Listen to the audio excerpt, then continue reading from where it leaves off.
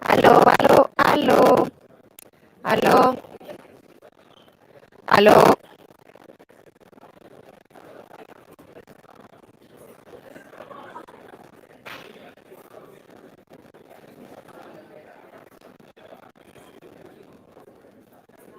aló, aló, ¿sí? Aló, se escucha, aló, aló, ¿sí? Sí, está bien, está bien.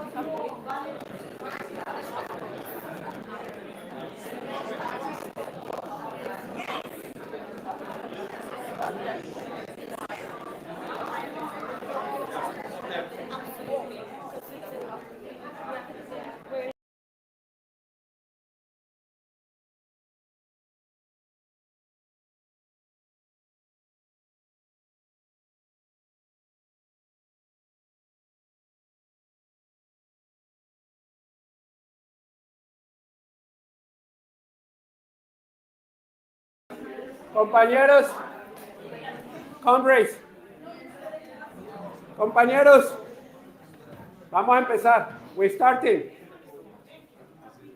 ¿Sí? ¿No me oís? Esteban. ¿Ahora sí? Vale. Comrades, we're going to start. Hello, comrades. Please, thank you. And my comrades, yes, please. Hello. Yes, my brother, please. Thank you.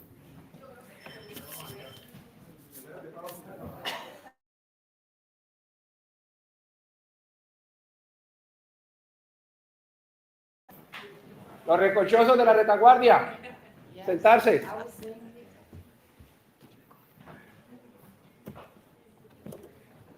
Alguien que no hable inglés, se puede sentar allá atrás que hay traducción. ¿Ya?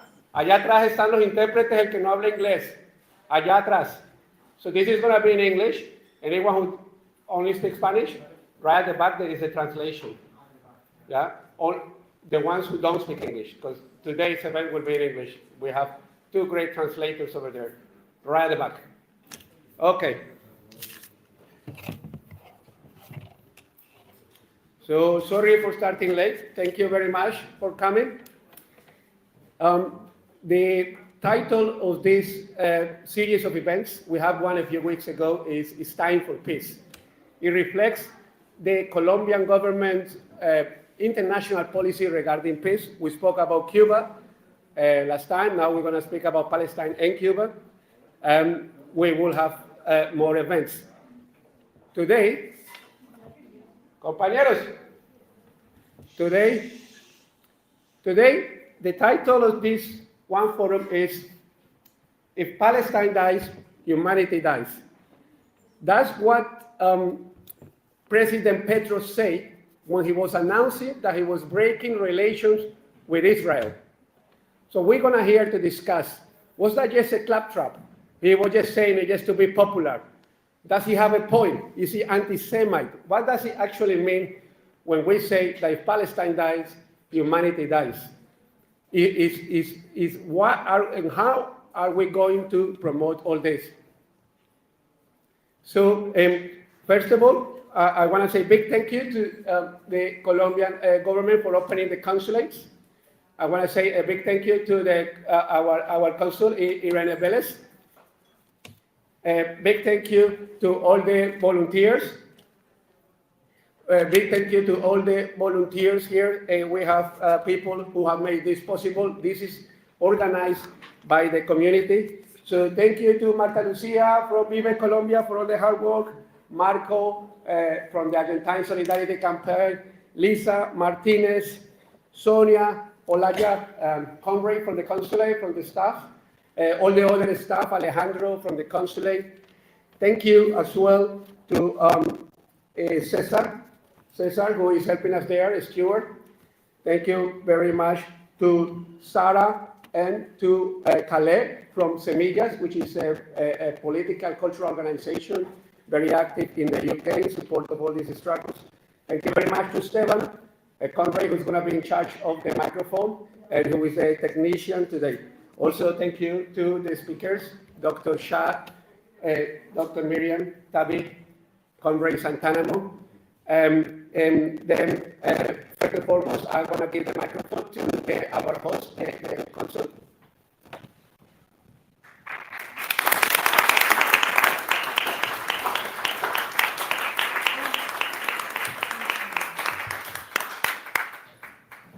Hello, everyone.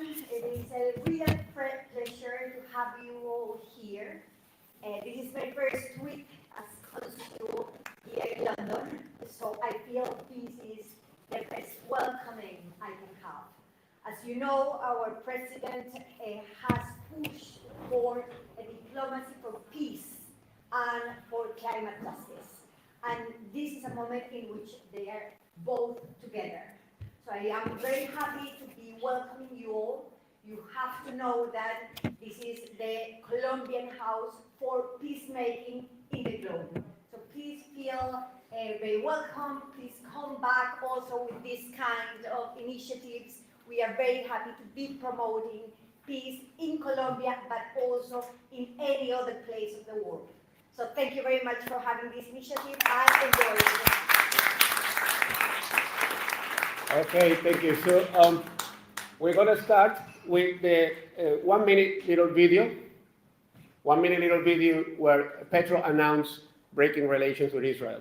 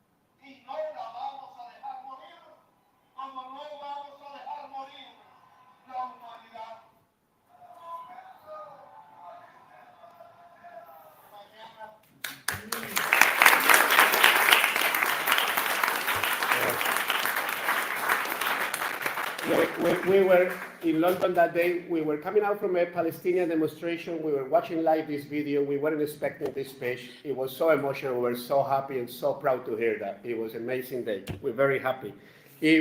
Well, that comes in the back of a few months since the current campaign of ethnic cleansing started in October the 8th, where Petro was having arguments with the Israeli ambassador. One of the things he mentioned was, in one of his tweets, was neither the Yair claim nor the Rafael Eitan will write the history of peace in Colombia.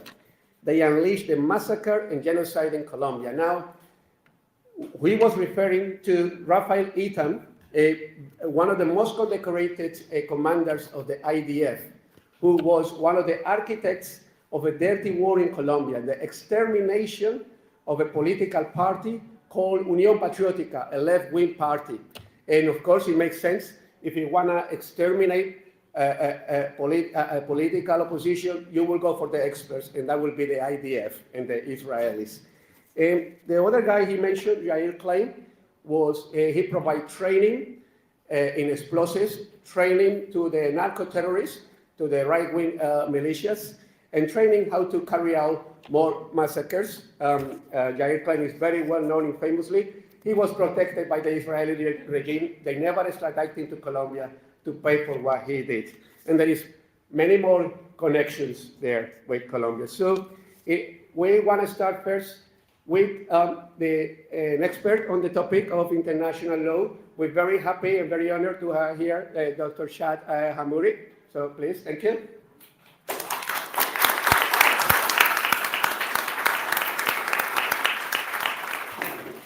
Thank you for the kind invitation and for having me here in the darkest of hours. It is for sure that moments of solidarity like this are the moments that facilitate some hope that this atrocity will inevitably end.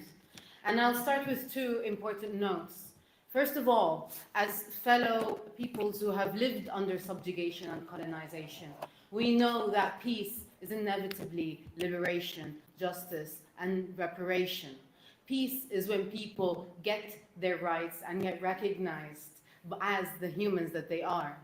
And yet, we live in a world where truth may be suspended in the name of efficiency.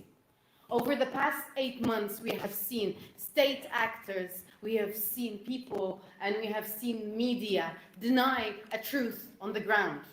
Deny the truth of parents who are holding the remains of their children in bags. We had them deny the truth of people in mass detention and people who were tortured.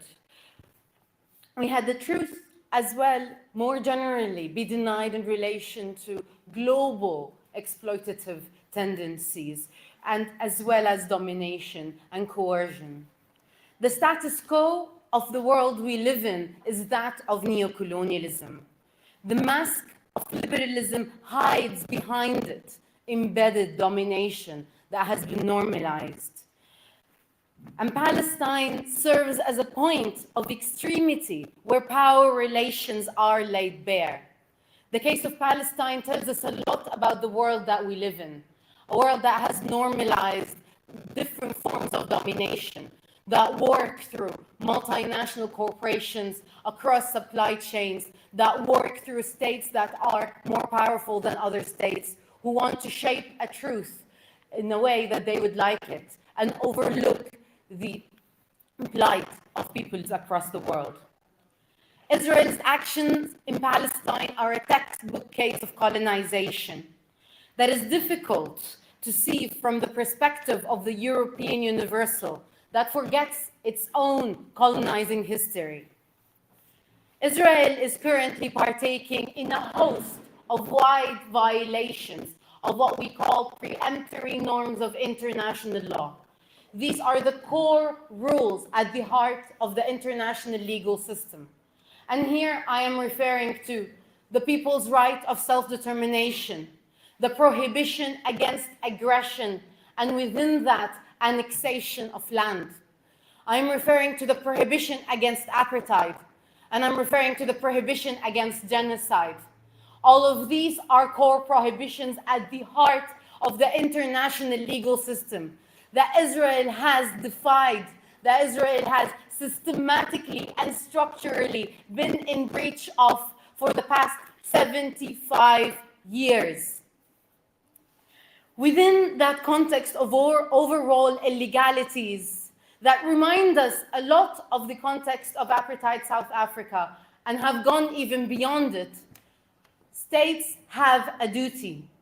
Because in the face of this, we are faced with what can only be called as crimes against international peace and security that go against the basic premises of the international legal system. At this point, state and corporate responsibility are activated to the highest of levels. According to customary international law, states have the duty not to recognize the effects of this illegal situation. They have the duty to cooperate towards ending the illegality at hand. In the cases of colonization and apartheid, states have the duty to partake in every single positive act possible to end the illegality. And of course, in the past few months, we've also seen the activation of international institutions, not only the United Nations, Not only the International Court of Justice that has spoken about this before in the Wall case. We have seen also a case where the International Court of Justice has told us that the Genocide Convention, the most important and highest level of international violations and crimes, has been indeed activated by saying that a plausible genocide is happening in Gaza. It has told us that this convention of the highest esteem is activated. With that, states have the duty to prevent genocide and here to partake in every single act within their own privilege and capacity to stop that state that has decided to commit that crime that we have promised each other as humans that we will not allow to happen again. Furthermore, states have the duty not to be complicit in genocide through facilitating supply chains of arms, of energy, and even supply chains of any other economic activity that would facilitate that. Embedded in everything that I just said are an arms embargo, an energy embargo, cutting diplomatic ties with Israel, not facilitating any transit of weapons, and any other economic activity that might facilitate the war effort, as well as the systematic illegalities committed by the State of Israel. And yet, for the past 75 years, we have seen a huge gap between state obligation and responsibility towards Israel and state action. We have reached the epitome of this in the past 8 months, where state actors and corporations stood in our faces and told us that reality isn't happening, that these obligations do not exist. Very few states have given us the path of how to move forward. And this has primarily come from states from the global south, like Colombia, like Mexico, like South Africa, who have reminded us that we all share a history of domination, where we stand in camaraderie and a capacity to understand how domination looks like and how it can be facilitated, how truth can be suspended at times of atrocity. Our only way forward is through that banner of Global South solidarity. And our only way forward is through rendering colonization too expensive for those partaking in it. That is what the textbook of liberation has taught us, to stand hand in hand and to stop the flow of the economy feeding into states that insist on facilitating illegalities. The UK will not stop soon. The US will not stop soon. They have made it very clear that it is in their interest and that it's in the interest of their corporations and their economies to commit the most hideous of international crimes. Arab states also stand shamefully in their own position. However, the point of hope that we have had as activists and as allies is with people standing together to stop this. Our only hope forward is for this moment to be the last chapter in Palestinian liberation. The death of over 40,000 people, the death of over 20,000 children if we are counting the ones under the rubble, those who have been rendered orphans, 2 million people who have been traumatized, a whole city that has been thrown into ashes. This cannot be a moment that can be skipped over. This cannot just be a moment of political reactionism. This needs to be a moment of change, where the liberation of Palestine marks a larger realization in an age of neocolonization, where Palestine stands as a pivotal point to unite us in order to see the larger agendas that also provide our way forward. Colombia didn't only take a progressive stance in relation to Palestine, but also in relation to the regulation of transnational corporations. The state of Colombia and the state of Palestine have also stood next to each other at the Human Rights Council to stand behind a larger agenda towards stopping the exploitation of corporations that comes from the same source of domination. Our only way forward is for this moment to be a moment of healing and recognition of joint pain and domination. A moment to remember that the only way forward is justice, reparation, as well as equal rights for the people of Palestine. Thank you.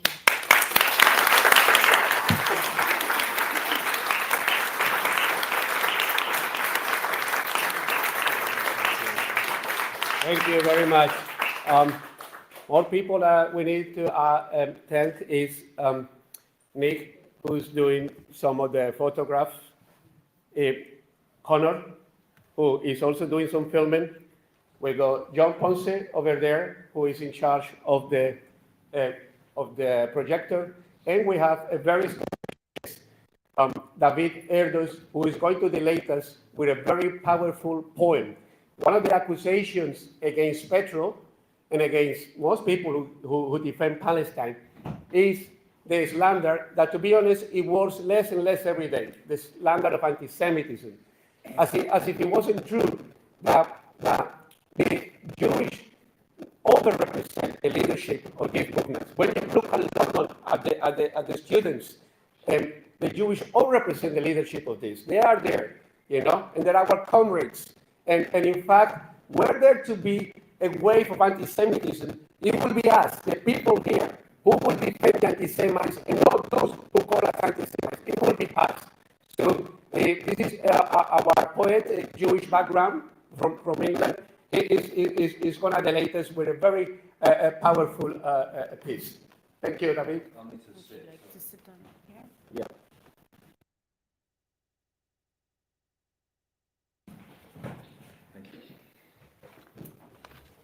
Perdóname, no español. As a London-born person, born into this faith, I have two strains of shame.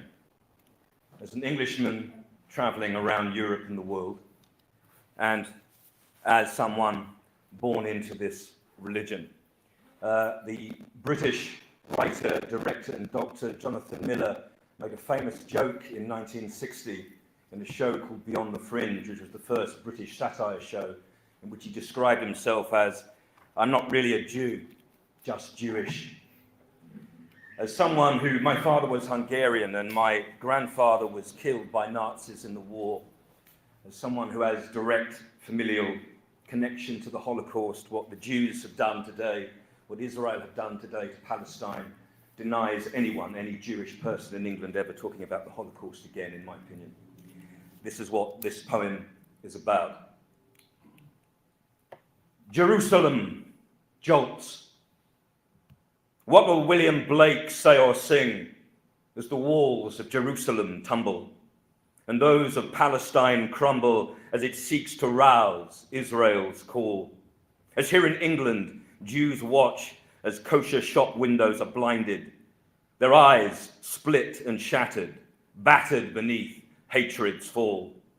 As a prospective crystal gnat nixes both. Would that it were unexpected, for the end of the world has been written right where it has been believed it began, in a so-called sacred space, shared by at least 3 religions. But in this new surge of conflict has not been granted by God. It's by man, as well as woman and they. Although surely in Palestine now there's no pronouns, only the victims worsening as they bleed, and every country is cut. Each diaspora will be damaged.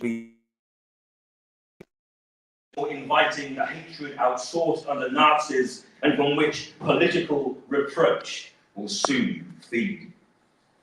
Israel does not speak for me.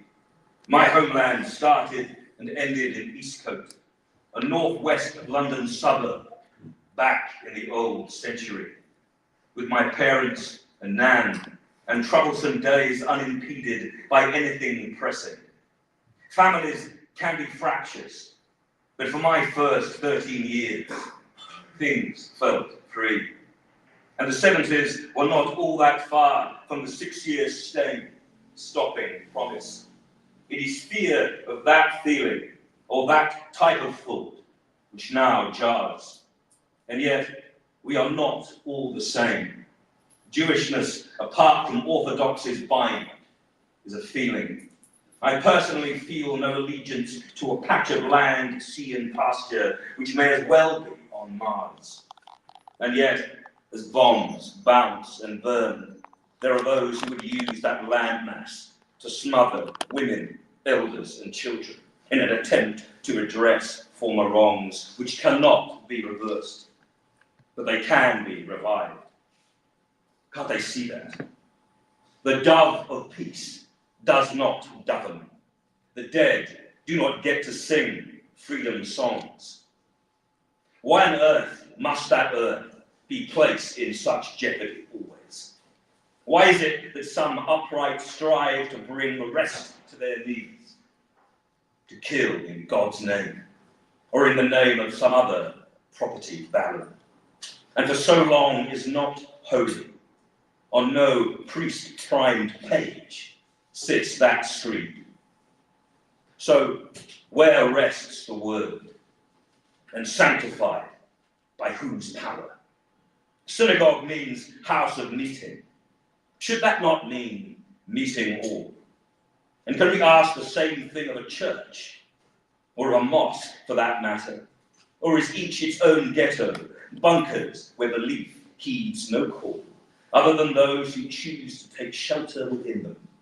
Places of worship become badges, testaments to the soul. They are, in effect, passageways, platforms, piers, even bus stops, terminals for transportation from child to adult, or from the warmth of breath to death's cold. And yet, there is in the world hastening, as well as the pulse of panicked competition. Israel's past persecutions and what it suffers now taste as sharp as the sailor Chazarek bit to remind of the Jews' enslavement in Egypt. But now the Palestinians suck this and are spitting it back. There's no harp, and precious few halos aglow. In the absence of angels, more martyrs, made on both sides, I am certain, but to what extent or reveal has the intention been aimed? Which kiss has burnt the lips or cheek someone treasured? Who first felt the future when the secret tongue seeks fate's seeing? All we know is that it is murder out there, and back here too, as we are waiting. The Middle East may well end us, pursuant to Putin and our own failed flail with the air. The world may not be at war, but the world is war. Blame the Bible, or those misreading some other book, should they have one. What has been written still reaches those straining for stars. Whose hands care? I feel mine fold in prayer, and I am far from religious. But I hope to Christ someone stops this, or stops them, or us. Clouds, beware. Thank you.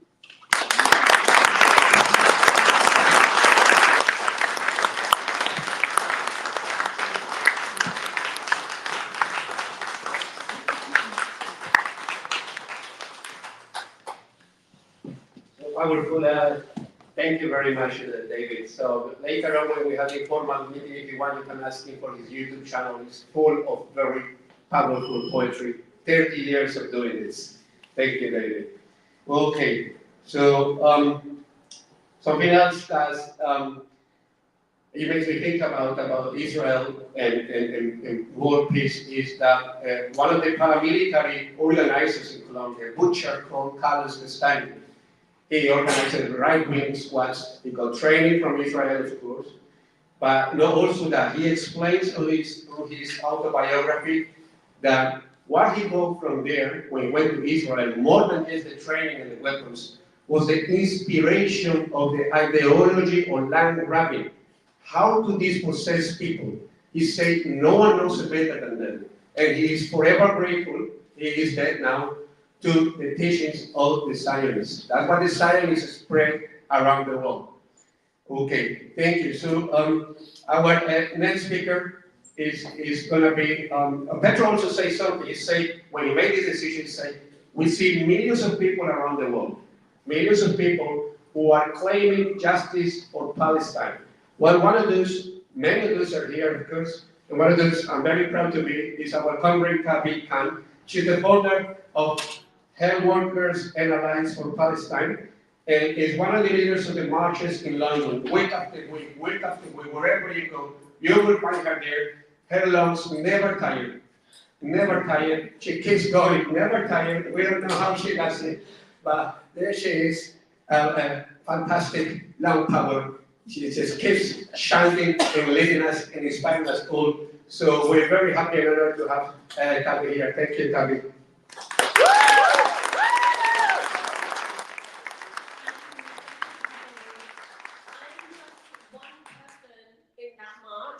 That's representative of a collective of people who are standing for humanity. So actually, big up to everybody else and all the other healthcare workers that make this happen.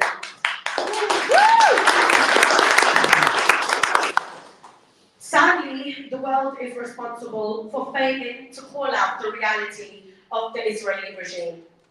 It is an apartheid regime. It was set up on the basis of the ethnic cleansing of over 750,000 Palestinians.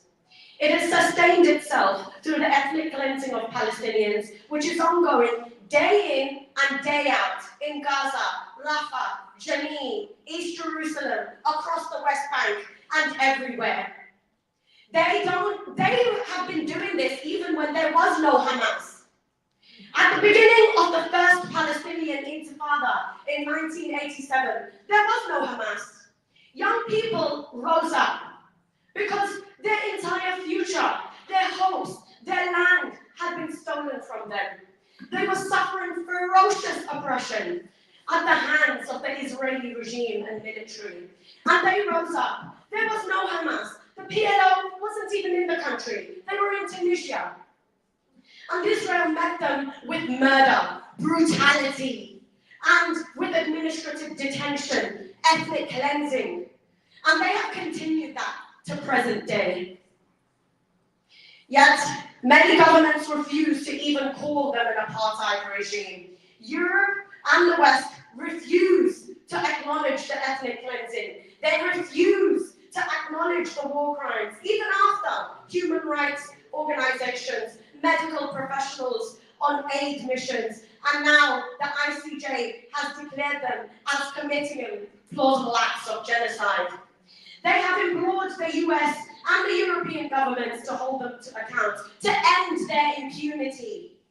The world has given them the license to conduct the savagery they are doing now. And all the Western countries are complicit in the crimes against humanity that we are witnessing. If we want the murder, the genocide, and now a second Holocaust that is unfolding, make no mistake of it, it is a second Holocaust. If we want that to end, we have to hold them accountable for their crimes and make them the pariah states that they are. The United Nations was established after World War II in an attempt to maintain international peace and security, to achieve cooperation among nations on economic, social, and most of all, humanitarian problems, to make sure that the horrors that happened in 1941 never happened again, to make sure ethnic cleansing and another Holocaust never happens again. But when they said never again, clearly they were selective on who this applies to. The UN have let humanity down. They have failed their sole purpose. They have failed to take affirmative action. They have failed to impose an arms embargo, sanctions, which are the bare minimum responses that should have happened months ago. Disproportionate Israeli military response is a threat to international peace and security. Today, the UN has designated Israel as a state that kills children, a child-killing state. Collective punishment and land grabbing must stop. The UN and International Criminal Court is for everyone. It's not a tool to justify American policy for Israel. States must show moral standards to Israel and its backers and follow suit countries like Bolivia, Chile, and Colombia to show that the world does not support oppression, genocide, and the expulsion of Palestinians. When states cut ties with Israel, they are rejecting Israel's classification of Palestinians as human animals. They are giving Palestinians who are victims of this war justice, human rights to their homeland, and the right to exist. World leaders, especially the 22 Arab nations, must follow South Africa and Nicaragua and hold the Israeli war machine to account. We must take affirmative action like President Petro and expel the Israeli ambassador. We must cut economic ties, impose a two-way arms embargo to immediately stop the Israeli war machine. This is the time of sacrifice. This is the time for just leaders to rise and set an example for the future generations. Cutting economic ties greatly impacts Colombia, make no mistake, as they rely on Israeli weaponry for their military. But this moral man, this man of conscience, President Petro, knows that when it comes to humanity, there is no compromise. We must boycott, divest, and impose sanctions effective and immediately. We have seen this work in the past. We have seen the successful liberation of South Africa from apartheid when mass divestment and BDS was implemented. And collectively, the moral citizens of the world have the power to do this again. We can hit them where it hurts, and that is their pockets. All states should sever relations with Israel to show support for human rights and international law. According to international law, bombing hospitals and schools is a war crime, Article 18 of the 4th Geneva Convention. And the terrorist Zionist entity has made this their target, flattening 33 hospitals to the ground in just under 5 months.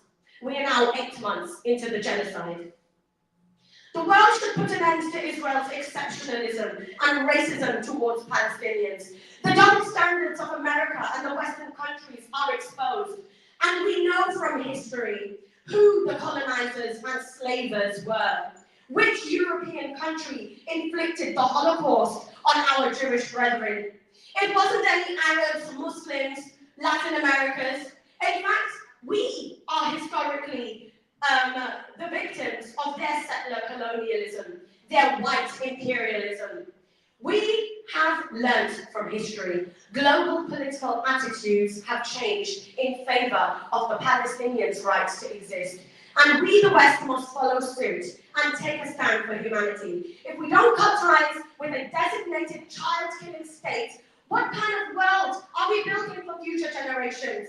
We are sending a message that it's okay to decapitate babies, to burn children alive, to reduce them to ashes, to torture doctors, to rape pregnant women. And as uncomfortable as it sounds, imagine living it. How much death and destruction does Israel need to commit before we cut economic ties? In front of the world, by their own admission, Israel is committing crimes. They have stated this publicly. This isn't a matter of opinion. Let me quote you a few things before I finish. The Israeli general, I quote, human animals must be treated as such. There will be no electricity and water. There will only be destruction. Yoav Gallant, Defense Minister, we are fighting human animals. We will act accordingly and we will remove every restriction from the IDF. Smotrich, Finance Minister, I quote, there is no such thing as the Palestinians.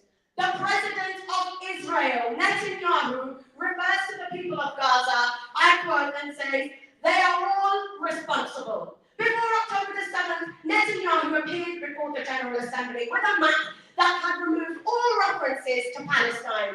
A clear declaration of intent to destroy the Palestinian people and steal their land. 6,000 Palestinians were killed between 2008 before October the 7th. Thousands of Palestinians are held hostage in administrative prisons, being tortured without trial before October the 7th. When are we going to move beyond words of concern and take necessary actions to hold the Zionist regime to account. Cutting economic ties is the bare minimum that we must do. The reason the UN has failed is because it has a permanent 5 member states who have a right to veto any kind of proposed legislation.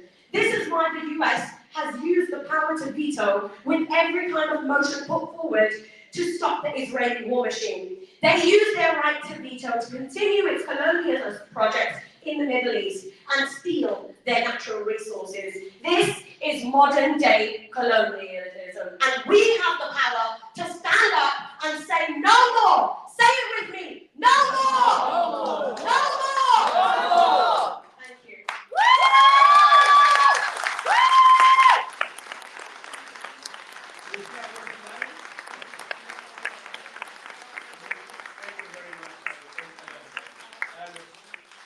You will see one of Taby and of many of people here in the coming demonstrations. We've been doing it for 8 months. We've been doing it for as long as it takes. We're not going to leave Gaza alone. So one of the things the Zionists argue about Gaza and about the West Bank, the Palestinians, is, the so-called liberal Zionists, the ones who, okay, they understand, it's not very nice, but what can we do? These are just savages who want to destroy the Jews. So we have to use unique methods with them. Well, there's nothing unique about it. Israel learned it all from the British, from the French, and from mainly the British, the main teachers of all this. And particularly the idea, like Taby just told us, of blockading a people, of making people hungry so that they can be subdued. No other country knows so much about it than Cuba. Cuba is a blockaded country, and in the name of peace, Petro has always called for the end of the embargo, the end of the blockade in Cuba, and to take Cuba out of the list of terrorist countries. When the blockade of Cuba, criminal blockade, where no medicines, no food, nothing is allowed in, was imposed in 1960, 64 years ago, the politician Lester McRoy from the State Department said, the majority of Cubans support Castro. It should be the result of a positive decision. We should call for a line of action which, while as aggressive and conspicuous as possible, makes the greatest inroads in denying money and supplies to Cuba, to decrease monetary and real wages, to bring about hunger. That's what they done the blockade. Desperation and overthrow of government. So this is not new, but we're gonna hear it from someone who knows more about it. A long-time revolutionary, Cuban revolutionary, lifelong Cuban revolutionary, Dr.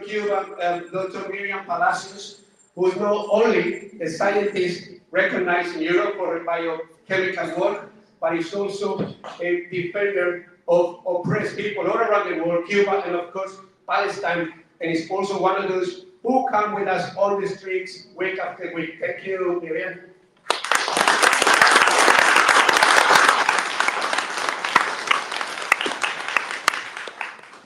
Thank you to organize this kind of meeting, which at the same time is education. And it's something that I'm going to talk about. Most of us have met already in the March of Palestine, shouting, not justice, not peace. And this is what comes into our veins. With every march, we see what's going on and how the people in London, from different ethnicity, from different countries, come together and we learn all together. And this is what I'm going to talk about. What is peace? What we want to fight for peace? Why the worst country or people of the world suffering in this moment is Palestine, but it's not the only one. This is extreme injustice, and this is extreme that we have to fight for peace.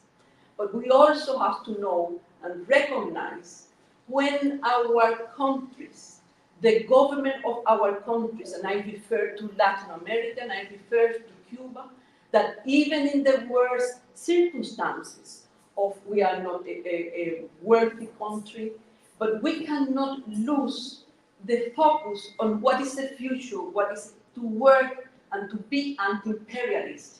And this is why that blockade has been imposed to Cuba, for this decision of the people to be sovereign, to be independent, because we don't want to be a colony of the United States. And that is a price that we have to pay, but however, we were one of the first countries in Latin America in 1988 that recognized the state of Palestine. A state of Palestine that many countries in Europe don't recognize at this time when they have to make that decision long time ago. And Latin America, many countries have recognized Palestine since the last century, not all of them. But what we have to understand, when our countries make steps towards the real peace, the peace of the oppressed, for the oppressed people, not the peace of the rich, not the peace for the multinational, not the peace for the majority. That is justice. And then when we have a president that have a pronunciation like Gustavo Petro, we have to support that government. We have to understand that it's not easy to go overnight to everything that we want.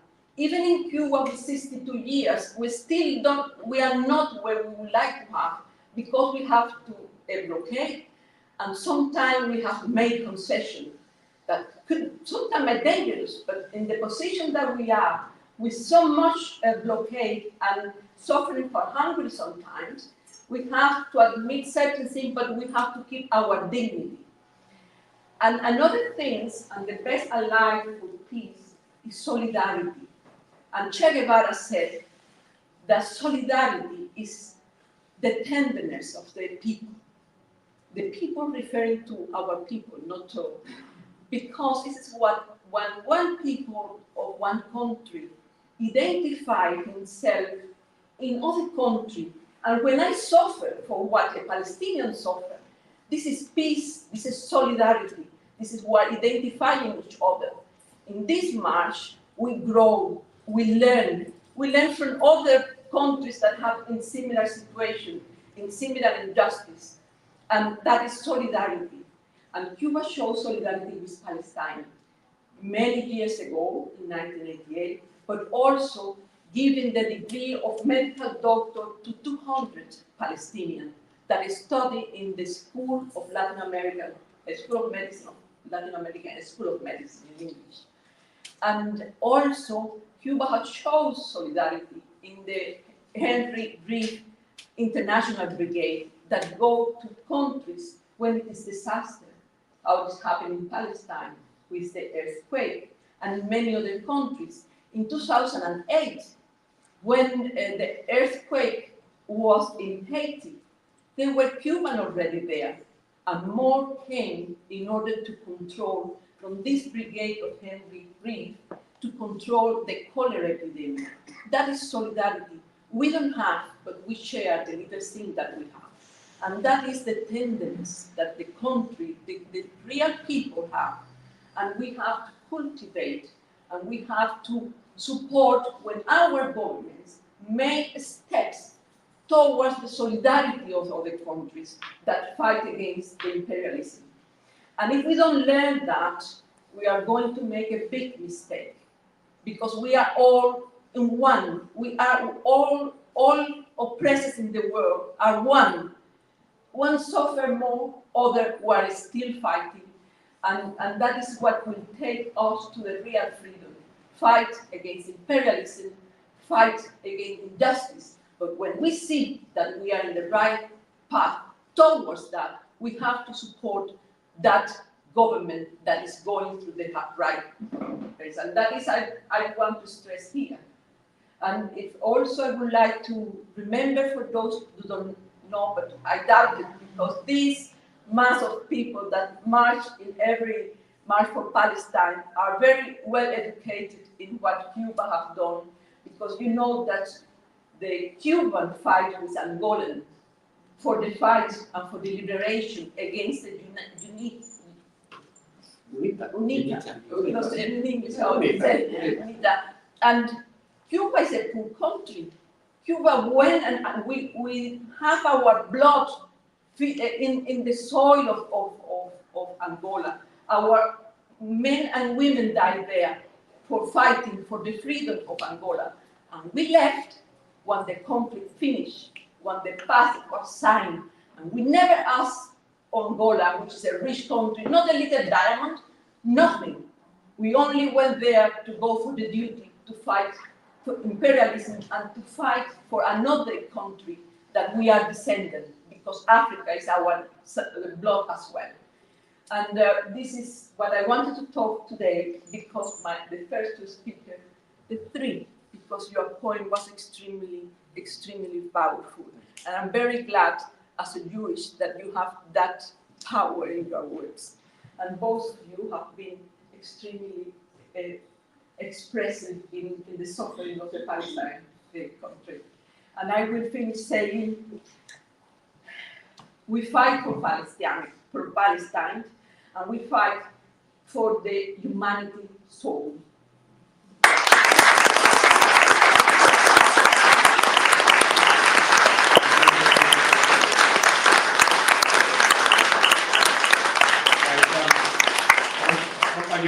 Like most of the Cubans are very humble. They really undersay it. They don't like blowing their own trumpet.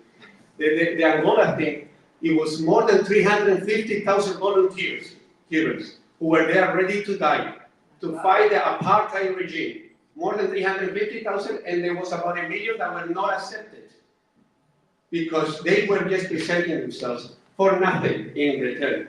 Cuba, while the imperialists sent bombs, while the Israelis sent bombs and weapons everywhere, the Cubans sent doctors. There is nothing more distinctive in this world than Israel in Cuba.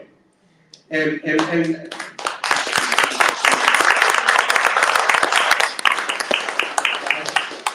no coincidence that Mandela, the first country he visited when he was released, was Cuba. He went to Havana. We can continue going on and on and on, but we have to move on to the next part because we're going to have a quick questions and answers. And before that, we have our last comrade here, who I'm very glad to introduce. One of the slanders, as well as the use, is they try to say, oh, this is about religion, oh, Muslims, or Jews, whatever it is. 5 different religions here. Wow, I don't have any. And there will be about another 10 religions there, none of which make any difference. So I'm so glad to present you a fighter for peace, someone who dedicates their life to peace, willing to take a lot of hardship, and is always there and working with us. Is our brother, Buddhist monk, Ajan Santanamo. It's a great honor to have him here. Thank you.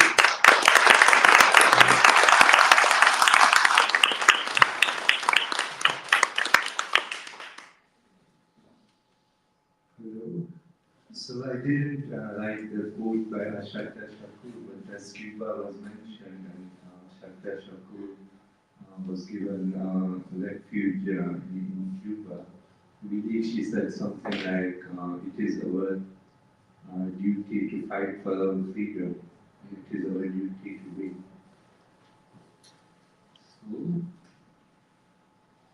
So I start with a quotation. The old world is dying, and the new world struggles to be born. Now is the time of monsters. Antonio Gramsci. On this day, 252 of the genocide being carried out in Palestine by the fascist terrorist entity in the death throes of empire, it is also a time when the desperately cling on to their power. It is also a time of the intensification of brutality, when the repressive state apparatus gets stronger, repeating the genocidal logic of various settler colonial entities in North and South America, in Australia and New Zealand. Patrick Wolf, who did a comparative analysis of the various settler colonial projects, said something like, settler colonialism is a structure, not an event. And the logic is always the elimination of the native. Just when we think that surely it cannot get worse than this, there is news of something worse. From the bombing of the tents in Rafah to the Nusayrat refugee camp massacre. Ruwaida Ahmed, a journalist in Gaza, writing in the Electronic Intifada, says the Nusayrat refugee camp massacre is one of the most horrific incidents since Israel's current war on Gaza began.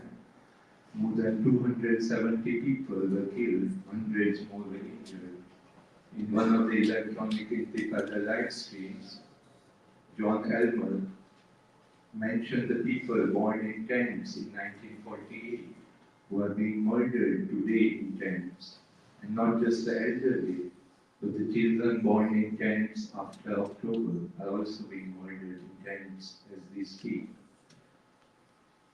Now that the mask has fallen from fascist US and European imperialism and capitalism, while allowing ourselves to feel whatever we are feeling, what silence, what grief, what rage, what action is sufficient? Those mechanisms and technologies that are being tested and applied on Palestine are also the mechanisms and technologies which will be applied to climate refugees or populations deemed to be surplus. A few months ago, an activist pointed out something that is so obvious in retrospect, but because of the frames of white supremacy within which I exist, I had not made the connection before. They said that whenever there tends to be an intensification of conflict elsewhere, there also tends to be an intensification of conflict in the Congo, because they need to intensify the extraction of resources for weapons manufacture. We must keep drawing these connections between Palestine, Sudan, Congo, Kashmir, and also domestic issues such as the cost of living crisis, homelessness, securitization of social spaces, cutting social spending, attempted deportations to Rwanda, etc. And yet, at the same time, they have enough money for weapons. As Martin Luther King said, a threat to justice anywhere is a threat to justice everywhere.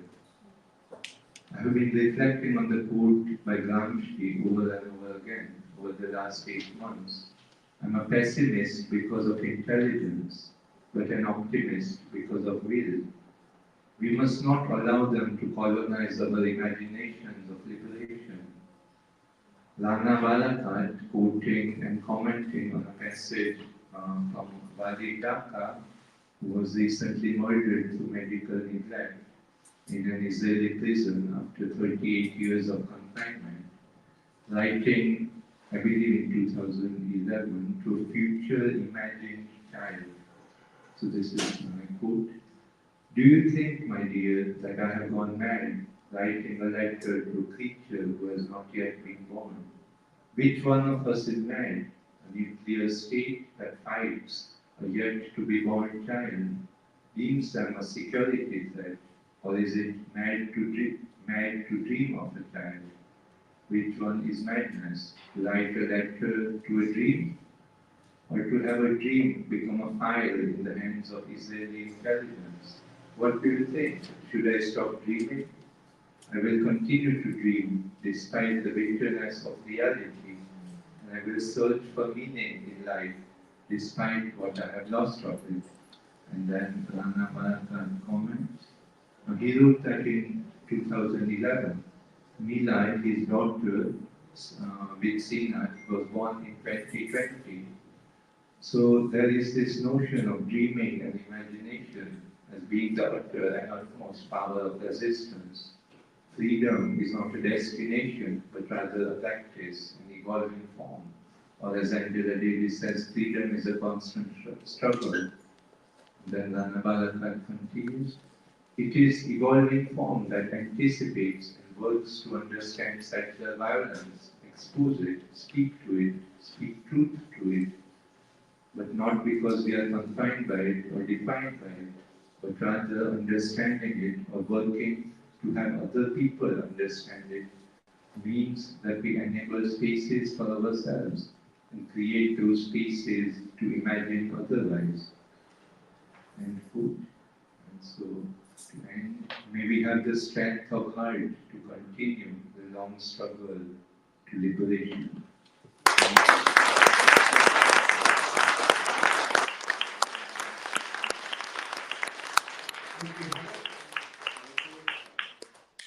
Yes, also, we not forget to say thank you to the fantastic public that we got here. We got people, the youngsters, very young people who are very supportive, and we got some veterans over here. I don't want to look at faces, but we got some veterans, long life supporters of Palestine, people of all ages, of all creeds, who are here together defending the soul of humanity, like Petrus said. If Palestine dies, humanity dies. We cannot allow Palestine to die. It's not an option. We're going to continue fighting for it. And this makes me think of how much things have changed. This place was not always like this. This place is not always like this. This is a new thing in Colombia. This is a new thing that's happened. In fact, in 2008, President Chavez called Colombia deservedly, called it the Israel of Latin America. He did that correctly for many reasons, but he was talking specifically about an intrusion of Colombia against a brotherly nation, Ecuador. They murdered 15 people. They crossed the border, just like Israel does. But 15 people across the border, violate the sovereignty, a friendly neighbor, Ecuador. No, but we don't want Colombia ever again to be the Israel Latin America. Those were shameful days. Let's hope they never come back. We want these days to continue. Okay, so now I want to open the floor. Most people will not be able to speak because of the numbers and the time that we have, right? So I'm going to ask people just to be very, very brief, a question or a comment, seconds, just seconds, please. Because after this, we want to share some snacks and some drinks, coffee, whatever, beer, whatever you guys want over there, and have a little bit of networking and talking and getting together. So I'm going to take questions, comments. Please be very brief. We will pull out the microphone, and we will do that. Who doesn't know me know I'm not that nice, so I can do that. I will switch it off if you're taking too long. So, okay. Right. I can see, I'm going to take 4 at a time, yes? So, right at the back first, and then over here, over there, 3. Thank you to the consulate for the meeting, and I completely agree with the panel. My question is, what about the politics in Britain? We have a general election coming up, and both main political parties are supporting Israel. I happen to live in Tottenham, and David Lammy is my MP, but he's not my MP. He does not represent us. And we're standing a candidate against him, and Peter Lau, free Palestine for Tottenham. And I would invite you to politics. It's a disgrace. They're supporting genocide, and there's a huge change in British politics. And my second question is, will you come and help us in Tottenham?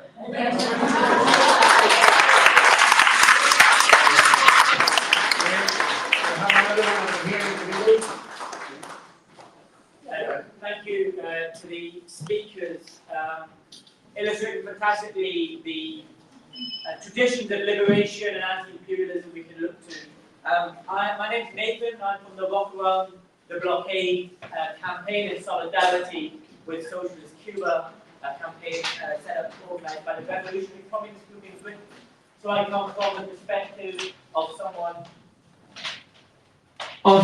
who stands and organizes in Britain, attempting to build an anti-imperialist and anti-racist movement for the working class in this country. And so I can see the very important aims, the examples of Cuba, Colombia, of Palestine, just to name a few. But also we have to know the reality of Britain, as the last question was, the reality of Britain as an imperialist power and what role the working class, in particular, our movements have to take in building against imperialism here. Work on blockade can look to examples such as our campaigns to end Britain's complicity with the blockade of Cuba. Banks like Barclays, HSBC, and many others are complicit in the blockade of Cuba, showing that Britain is just as much an imperialist warmonger as the United States. We can also look to campaigns against British mining multinationals, their plunder and stoking of violence in Colombia, and picketing of the Bank of England. When it comes to Palestine, we also now need to take a demand that attacks British imperialism, that mobilizes the people of Britain in solidarity and connection with the Palestine. So the last thing I will say is the demand that we take as the Revolutionary Communist Group, as Rock Around the Blockade, is one which calls to isolate the Israeli state, which is, of course, as our speakers have said, isolate the Zionist state, call for sanctions on Israel, and that it goes part and parcel of calling for an end to British complicity with the blockade of countries like Cuba and the attacks on Latin America. We have to now build a movement from the working class in Britain, an organised movement that forces the breaking of Britain's imperialist ties with Israel and with Zionism. Thank you very much.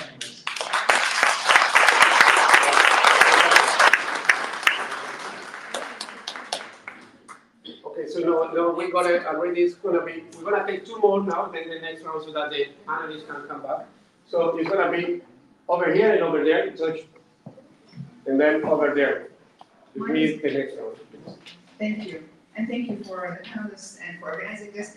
It's not a question, so you can take another one. I just wanted to share a few messages that I just got from Azze during the talk. If that's okay. How many Arabic speakers are there? Arabic speakers. Okay, of course I'm going to translate. I just wanted to see if I can share in Arabic first, because my phone is dying, so maybe before. In 2 days, we will have the second Muslim Eid of the year. It's called Eid al-Adha. So my friend just sent me this while the panelists were talking. I'm going to say in Arabic and then in English. في القلب قهر وغصة وكسر المفروض احنا هلا بنحضر للعيد مبسوطين بيوم عرفة ومشغلين مكبرات في الجامع نكبر فيش مكبرات يا رشا ما سمعت جامع نكبر. And then she said we want our voice to get heard. So I'm going to translate that part. In the heart there is anger and it's broken. We're supposed to be now preparing for Eid. We should be happy now and have our mosques say Allahu Akbar out loud. There are no loudspeakers. Rasha, that's my name. And she said that she wanted her voice to be heard, and that's why I thought I should share this. And she actually also demanded an intifada, so this is a good segue to the gentleman's comment here. I would like to plead with everybody to with all due respect to the House of Peace and to the Consulate, I do think that we should talk about liberation, and I would like to send a very special, energy and salute to our men who are resisting the Zionist.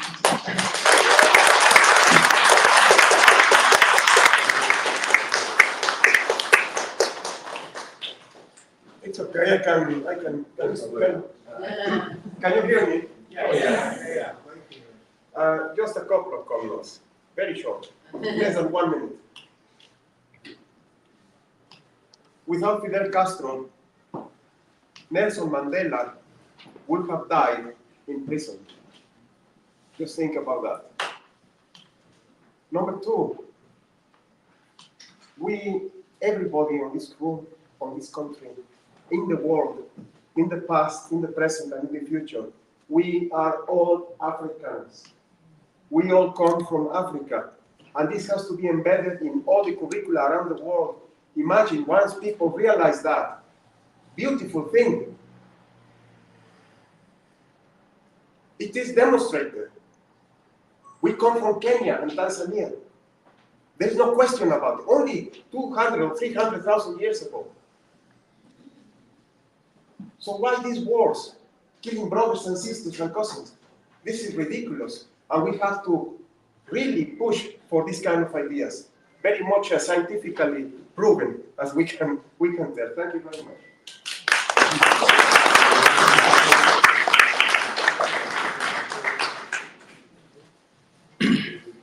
I could say something about the British question.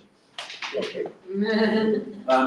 I think they're both very eloquent points from both Tottenham and Nathan, but the issue with the English and the problem, this country has never had a revolution, apart from an industrial one, is to do with English belligerence. I don't want to quote too many British references to you because that's inappropriate, but there is a famous British film starring Peter Sellers called I'm All Right Jack.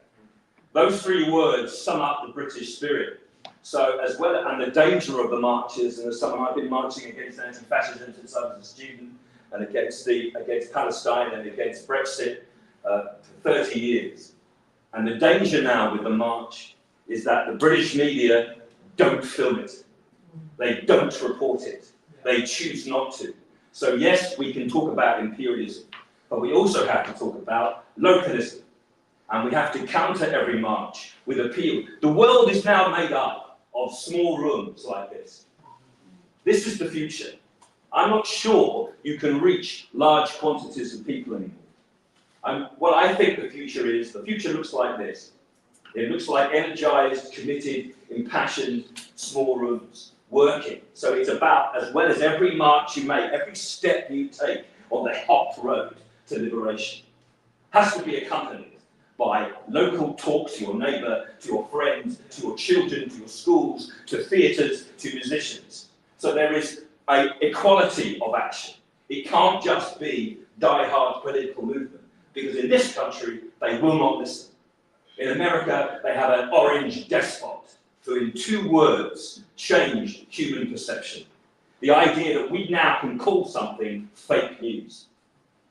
The idea that we can now deny blatant truths about suffering, murder, pillage on a governmental scale around the world. We need to need education. We need poetry, we need music, we need debate, we need academics, we need scientists. Everyone saying the same message at the same time. Hard-edged, militant political action has always been the passion behind every society, but it has to be equalled by everything else. And in this country, and I will only speak for this country because the ladies were being incredibly eloquent about their respective nations and states. And from Cuba to Palestine, those are the countries that are doing something for the people who are suffering. We do not. The English will let themselves be beaten to death as long as somebody looks good on television, which is why we had, excuse my language, that bastard for a prime minister who ruined this country, and a blonde-haired fool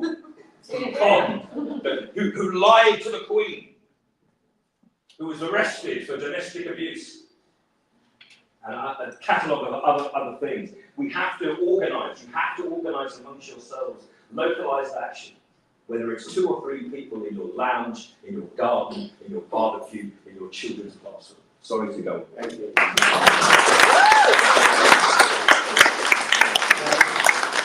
So just to remind everybody, the consulate opened their doors here, but they're not responsible for what we say here. So nobody here is representing the council or the Colombian government. All they've done is just let us use the space. Okay? So they're not responsible, it's not their fault, it's our fault. It's a learning space. It's a learning space. That's all they've done. Open the space to us. So we're not blaming the Colombian government. So want to come back? Yeah. I'll be brief. Just to answer the chap in the back with the very valid question about British politics. When we talk about British politics, it's important to understand how embedded Zionist lobbyists are into our democracy. They have systematic control far back since the Balfour Declaration. And if you read Ilan Pape's latest book, I strongly recommend everyone read this book. We all need to be equipped with the knowledge and the tools to understand how we can move forward in a successful way, because this is strategy for the long term. If we understand how Zionist lobbyists actually have control, many people think, oh, well, Zionist lobbyists have control over right-wing party. Well, no. Labour Friends of Israel, who are major backers of Keir Starmer's campaign, Crooked Keir, they are in complete control of all the policies and motions that they have put forward. So what we're seeing now is an unprecedented amount of independent candidates coming forward in this election. Last time I checked the statistics, I think it was like 49 or something like that, probably more, that have come forward as independent candidates, yeah. So I strongly urge everybody to support the canvassing efforts in your local area. Find out how you can register. Go push leaflets in every given moment that you can. Memorize just 3 statistics. Go around to everyone you see and just repeat it. Get that independent candidate's name in people's minds. They need to be known. And that's why Fishy Sunak has actually called a snap election, so that the independents don't have time to implement their campaign strategies. So please make sure you find out who your local independent candidate is and support them in canvassing. Thank you.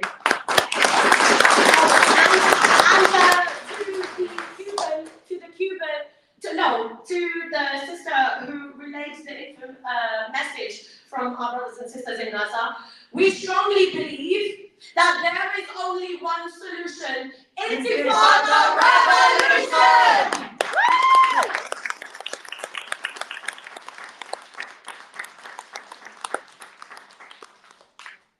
On that note, actually, and I just wanted to note, a lot of people usually miss that under international law, people have the right to struggle by all means available at their end. And actually, this was one of the most important positions put forth by states of the Global South in the 1960s and 70s. So when we talk about Palestine, we often forget the right of resistance. And ironically, very few states have mentioned the right of resistance. But the right to resist exists if you have the capacity to occupy another state, and then for other states not to be seized on the matter, it would be illogical not to say that these people have the right to resist. So I just wanted to respond to that in relation to the question on liberation. And that's the only way forward if we recognize that the Palestinian people have the same right as everyone else.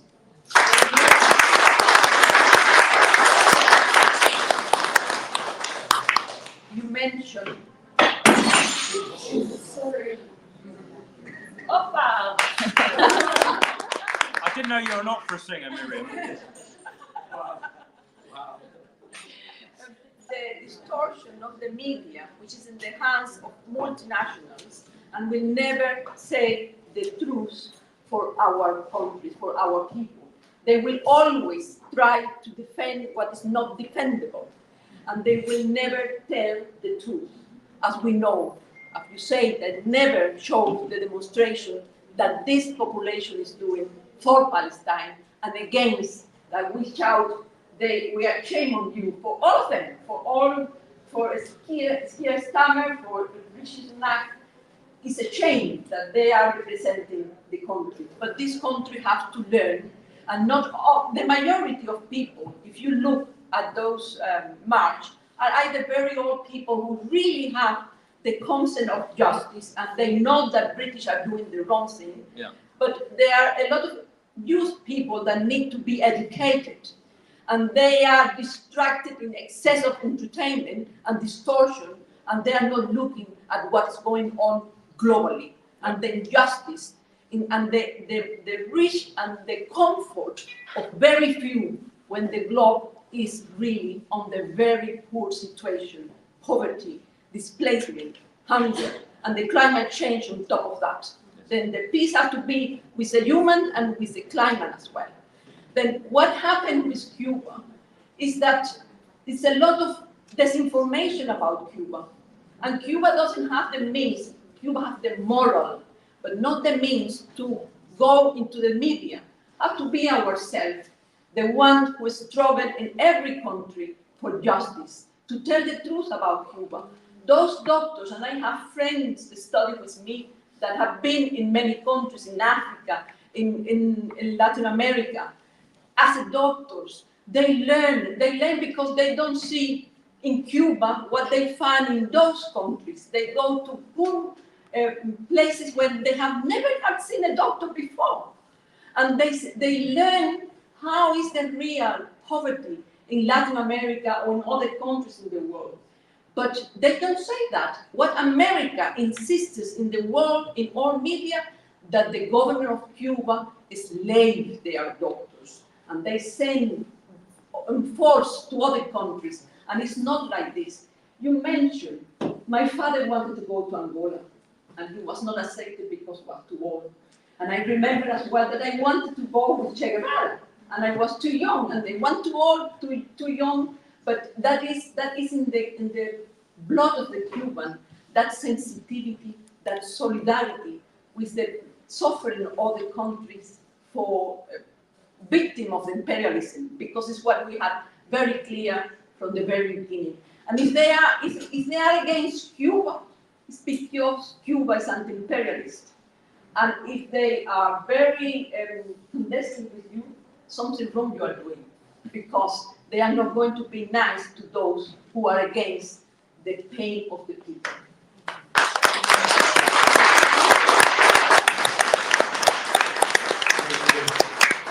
Okay, I think this is the last round, I think. The last round, and then we break it. So, very brief, really, a few seconds. So, we're going to take 4, and that's it, really brief, please. I beg you. So, we have here, please. Okay, 1, 2, here. 2, 3, 4. Yeah, 1. So, 1 here, 2, 3, and then 4 over there. So, we just. Most people would do that. He's a Jew. Oh.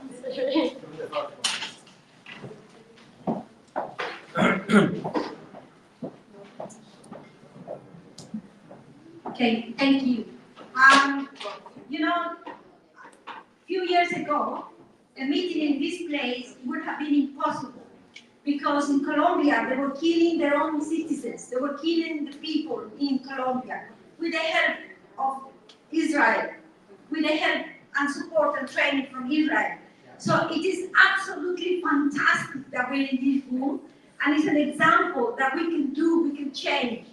Now, Bolivia in 2009 broke relations with Israel and kicked the ambassador from Bolivia, kicked the ambassador out. In 2009, we had a coup d'etat, Evo Morales did that. In 2019, we had a coup d'etat. The first thing the new dictator did in Bolivia was to kick out the Cuban doctors that were taking care of children that were suffering a pandemic in Santa Cruz, in the Oriental region. And the next thing they did is they reestablished relations with Israel. So that tells you that actually struggling for supporting for Palestine, and I think we have to say very clear, free Palestine. Free Palestine! Free Palestine! Our struggle is connected. Our people's struggle, our struggle for democracy is connected with the freedom of Palestine. Also, like you said, Israel is using weapons of mass destruction. They are using weapons to kill people. That's against the environment, it's destroying our environment, and it's intensifying the exploitation in other countries. These are the reasons we should not allow that propaganda doesn't allow us to see and express what's happening. So we need to march and we need to support for free Palestine.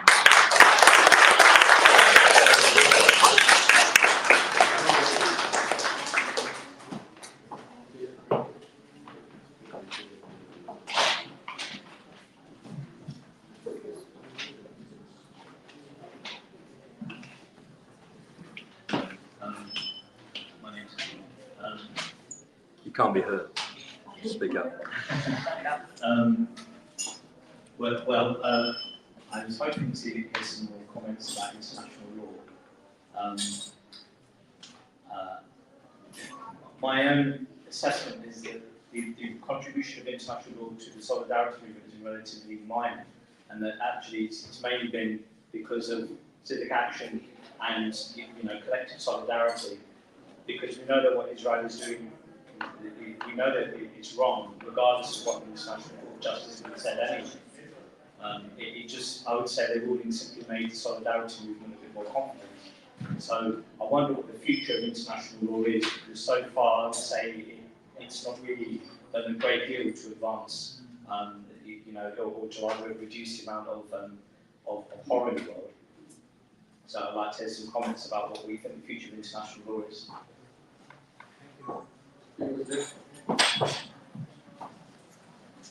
Okay, my question is also about international law, specifically for you, Dr. Hammouri.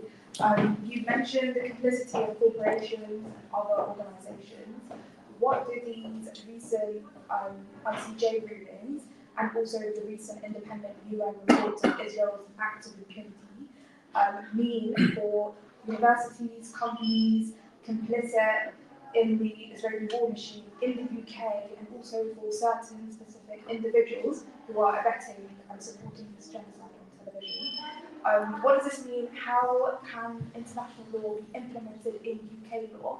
And I'd also like you to elaborate more on the works of Al-Haq, the organisation that you're part of. Yeah. Thank you. And then the very last one, very briefly, over there. Thank you. Yeah, la señora Pulas.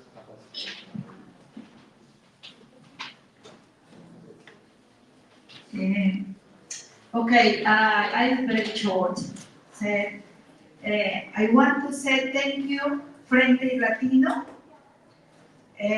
When on all the march, we are present in solidarity to Palestinians. I hope this group from Latin grow up every march to come to support and include all our what is that? Yeah, all the assignments, so that we need the people come to help to Palestinians, because Latin people suffer as well, especially Colombian, to claim when he came to Colombia to support paramilitary and training them and kill thousands and thousands of people and disappear, and they have a special torture there, they have a lot of school there, and especially in the Amazon area too. It was terrible, and that's the reason Colombian people and Latin, we need to voice, to up our voice, because it's very important. We don't want more happening in Palestine and around the world.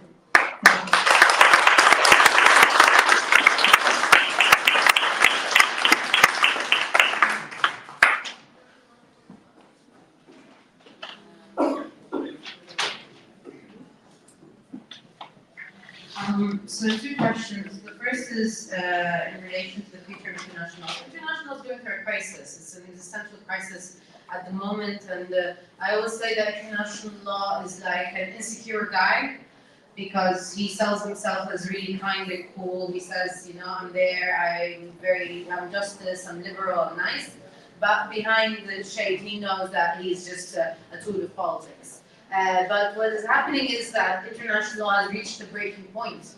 Because as I said, Palestine is a point of extremity where power relations are laid bare.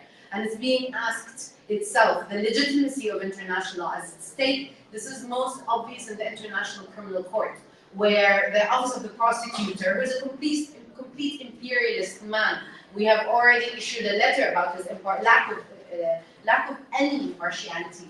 And you can see the international institutions themselves, the Eurocentric nature of the fact that I still have to stand in front of the International Court of Justice to tell it, can you please look at this and call it a genocide? And then I have to discuss with it on the premises of a law that only regrets the events of genocide, mostly events of genocide against its own European people, rather than genocide as an act generally. They don't remember how genocidal they were. They don't remember the genocides committed in Africa. They don't remember the genocides committed in Latin America. And but the power of international law is not in courts as much as it's actually taking that veneer of liberalism and having the capacity to, one, play on its insecurities, lead to its crash, and then figure out how to use it, because the strength of it is language. For example, me coming in and telling you that it is state responsibility to divest and boycott, and so is it to be corporate responsibility to divest and boycott. They have reached a breaking point where their own words cannot be used to justify colonization anymore. Israel has done everything possible to fragment how we understand Palestine. 1960s and 70s, we were able to call it a colonial project directly. We went back in time because actually, and the debt crisis that happened in Latin America had a very big role to play in it, because the voice of Latin American states in the United Nations was suddenly toppled over, especially with the US coming in with their army of dictators that were installed in Latin America. So the voice of the global South was suddenly taken away, but we do have our own histories that we can play on. Alien domination and subjugation, the people's right of sovereignty over natural resources, people's right of self-determination. We do not call upon the ideas of international law as comprehended from the European Universal. We call upon the language of justice and the ideas of justice in a world where the logic of politics has normalized extermination. The logic of politics as deeply ingrained within what we're seeing today as the military-industrial complex. The main reason this hasn't stopped so far is because there's so much vested economic interest. The arms industry is booming, the energy industry is booming, and to these people, at the end of the day, I am making profit, and ironically, the only reason why we do not have international legal rules to dominate these people and not allow them to make this much profit off war is because of countries like the UK and the US, who stood very feverishly against global South agendas. And actually, ironically, very shortly after the start of the genocide, I was meant to go give a speech about Salvador Allende, who actually, in his speech at the United Nations in 1972, was one of the first people to start a global South agenda against transnational corporations.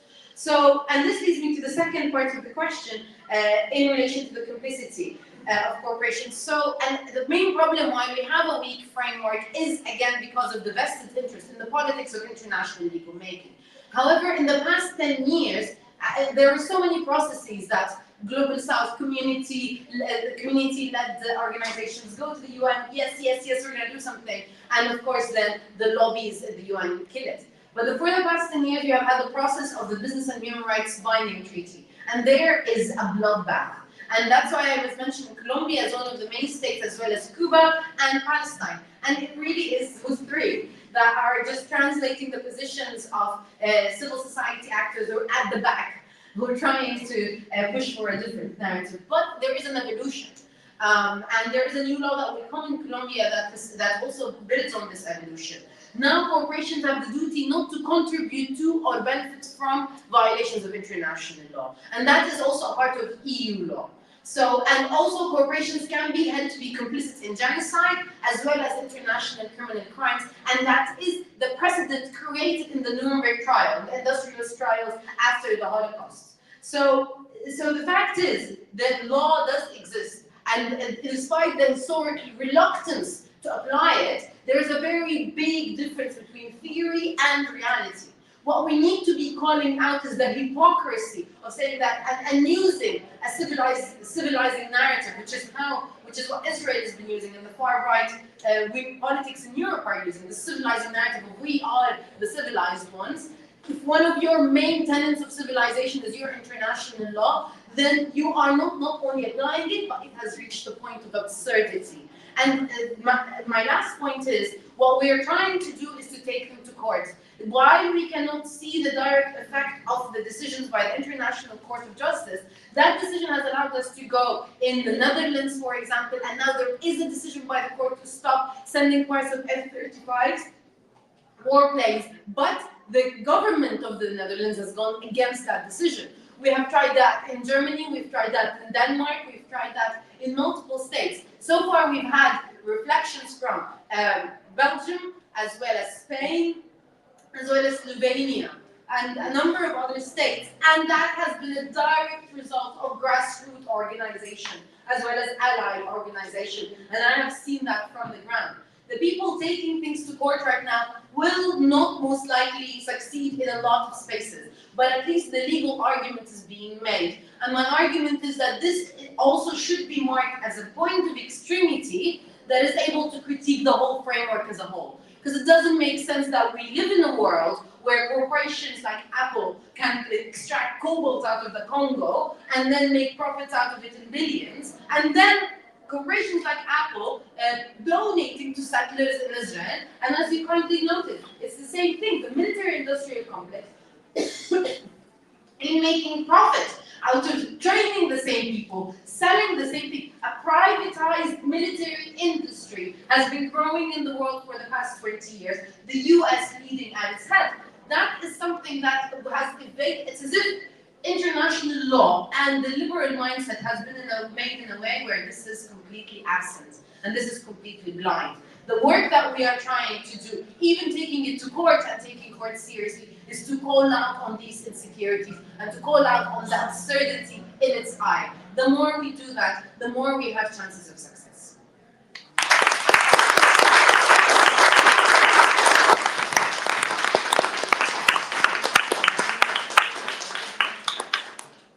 Yeah, just briefly, I suppose regarding the law, there's, I think, an Irish Republican saying that goes something like, when the law is used to break the law, then there is no law.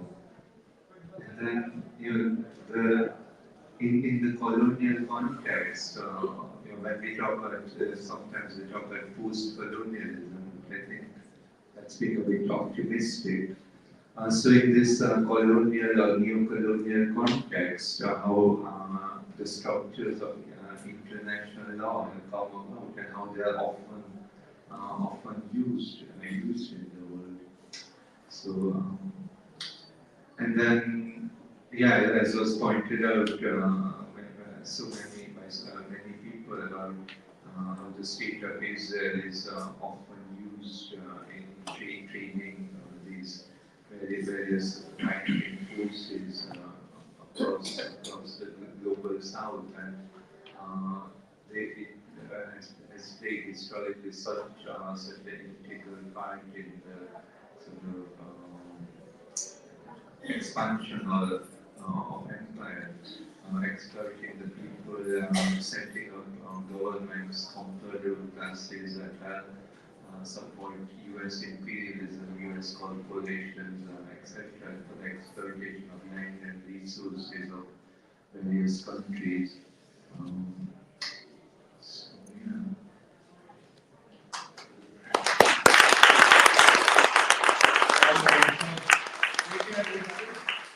We're gonna now move to the informal part. We'll move the chairs, etc. We'll have some snacks, and I think that I want to thank everybody for coming here. I think the case was made that. Okay, one second. The case was made that Israel is a laboratory to test weapons on the Palestinians.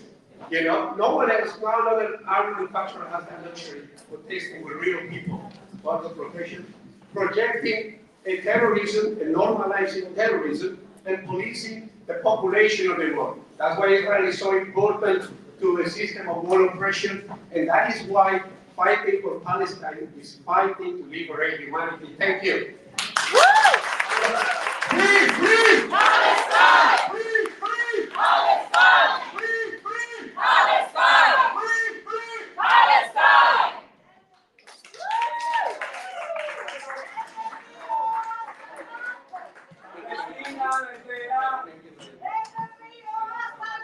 Palestina vencerá.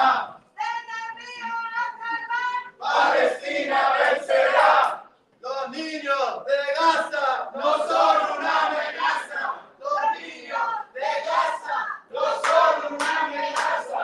Los niños de Gaza no son una amenaza.